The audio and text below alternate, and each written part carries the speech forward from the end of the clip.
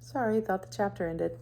It is not surprising that the newness of the New World, with all its unimagined opportunities, did not take Europe by storm. Booksellers and map makers had a vested interest in the supposed accuracy of items on their shelves and in the wood blocks and plates from which these were made.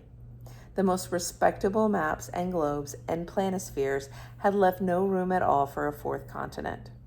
The vocabulary of papal bulls and the administrative forms of government departments all encouraged people to stay in linguistic ruts. Since Columbus had discovered those lands in the Indies, it seemed prudent as well as convenient to keep thinking of the new overseas empire in that way, and not to give it the legally perilous implications which a newfangled name might suggest. The Spanish government continued to convene its Council of the Indies, promulgated its Laws of the Indies, and indelibly christened the New World natives as Indians.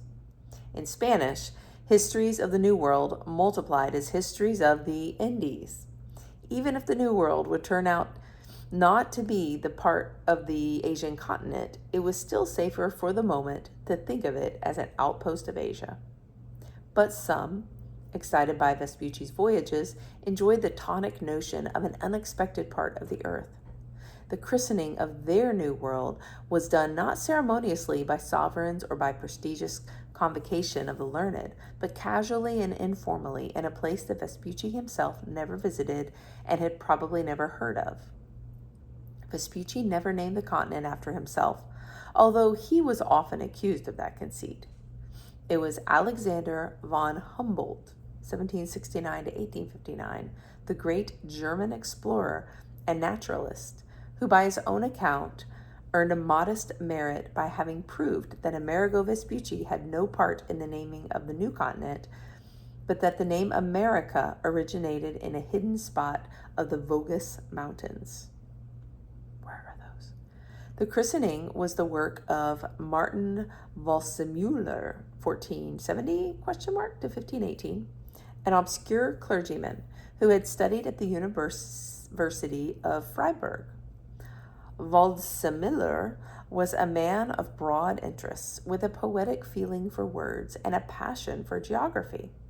When he became canon of the little town of Saint Dié, built around a monastery founded in the 7th century by Saint Deodatus in the Vosges Mountains in the Duchy of Lorraine in northeastern France, he found the post congenial.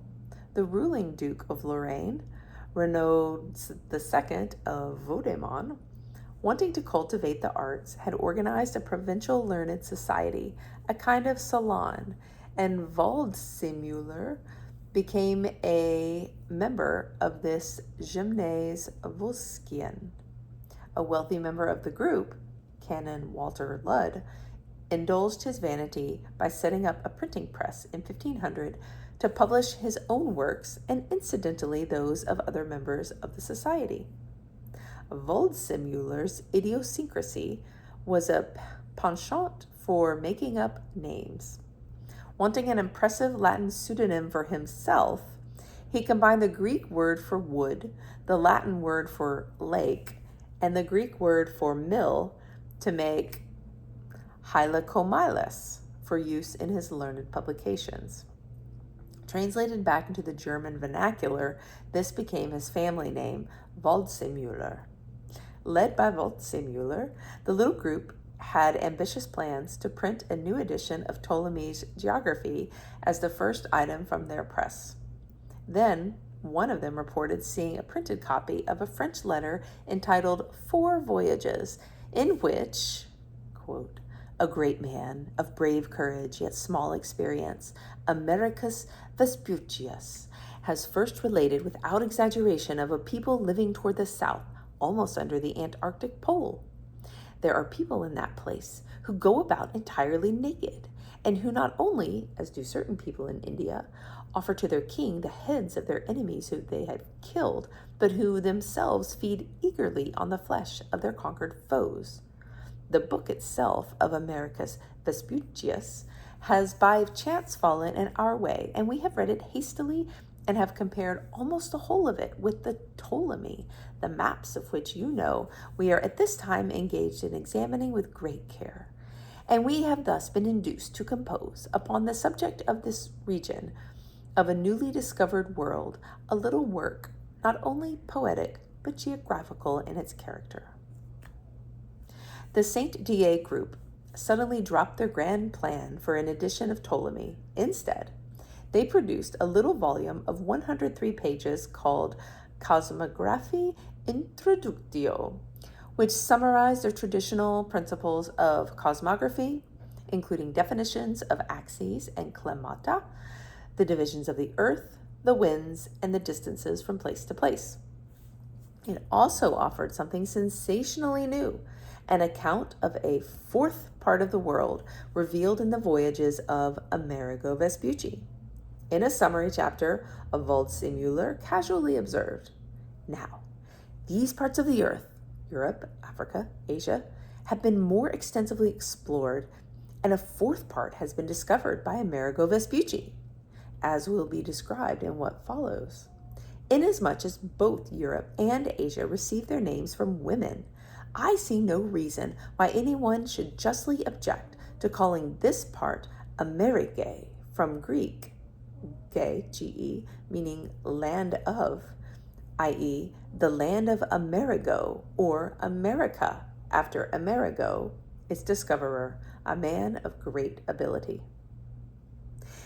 In two other places in his text, Waldseemüller reinforced this suggestion. To accompany these items, as the third part of the Cosmographiae, he printed an impressive large map from 12 wood blocks made in Strasbourg. Each sheet measured 18 by 24.5 inches, and when pasted together, the map covered 36 square feet about. At the top, Waldseemüller emphasized his new message by two dominating portraits. Claudius Ptolemaeus faced east, and Americus Vespucius faced west. In this astonishing cartographic prophecy, the South American continent on which America was inscribed showed a contour remarkably similar to its actual shape. On the inset map, the two Americas were actually connected. Farther west appeared a whole new ocean, broader than the Atlantic, separating the New World from Asia. Whatever these brave and famous explorers may have done, it took the obscure Martin Waldseemüller to put America on the map. This first book from the press of Saint Dié in April 1507 was so popular that his second edition was published in August. In the next year, Waldseemüller boasted to his partner that their map was known and commended throughout the world. Soon he announced that they had sold 1,000 copies. The printing press could disseminate, but it could not retrieve. To his annoyance, Waldseemüller himself learned the fantastic, irreversible reach of this new technology. When Waldseemüller changed his mind and decided that, after all, Amerigo Vespucci should not be credited as the true discoverer of the New World, it was too late. On all the 3 later maps that he published showing the New World, he had deleted the name America. But the printed messages advertising America were already diffused into 1,000 places and could not be recalled, and America became indelibly imprinted on maps of the world. So appealing was the name, which Waldseemüller himself had applied only to the southern continent, that when Gerardus Mercator published his large map of the world in 1538, he doubled its application. Mercator's map showed both a North America, Americae pars septentrionalis, and a South America, Americae pars meridionalis. The printing press, still only half-century old, revealed its unprecedented power to diffuse information and misinformation. The widened audience, a new reading market created by and for the new technology, was already shaping the printed product to its tastes. The Columbus letter of 1493, though reprinted numerous times, had nothing like the appeal of the sensational account of Vespucci's adventures, the Mundus Novus of 1502.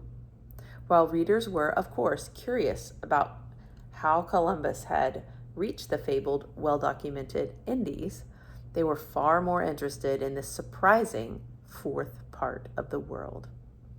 During the quarter century after the first published account of Vespucci's voyages, publications about Vespucci's travels exceeded those of Columbus threefold.